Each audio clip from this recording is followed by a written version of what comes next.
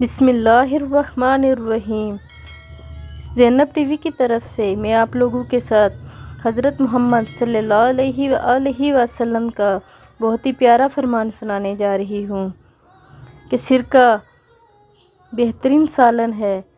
حضرت عائشہ رضی اللہ تعالیٰ عنہ سے روایت ہے کہ رسول اللہ صلی اللہ علیہ وآلہ وسلم نے فرمایا، سرکہ بہترین سالن ہے۔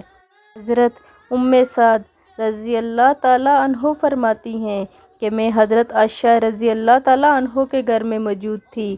رسول اللہ صلی اللہ علیہ وآلہ وسلم نے پوچھا، کیا تمہارے پاس کھانے کو کچھ ہے؟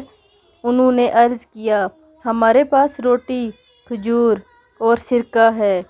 رسول اللہ صلی اللہ علیہ وآلہ وسلم نے فرمایا، بہتر سالن سرکہ ہے۔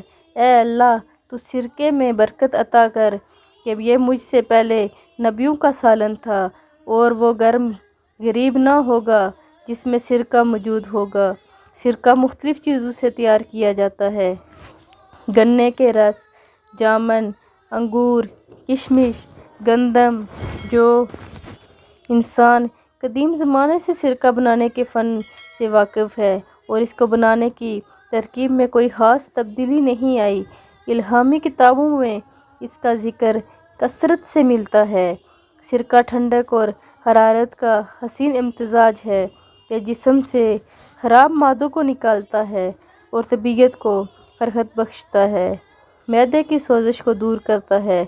جن لوگوں کو سینے میں بوجھ کی کیفیت محسوس ہوتی ہے، ان کو اس کے استعمال سے آرام ملتا ہے۔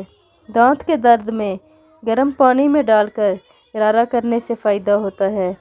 اس طرح سرکہ غذا بھی اور دوا بھی ہے۔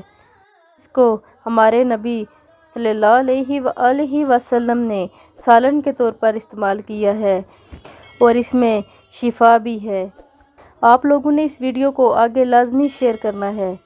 جزاک اللہ۔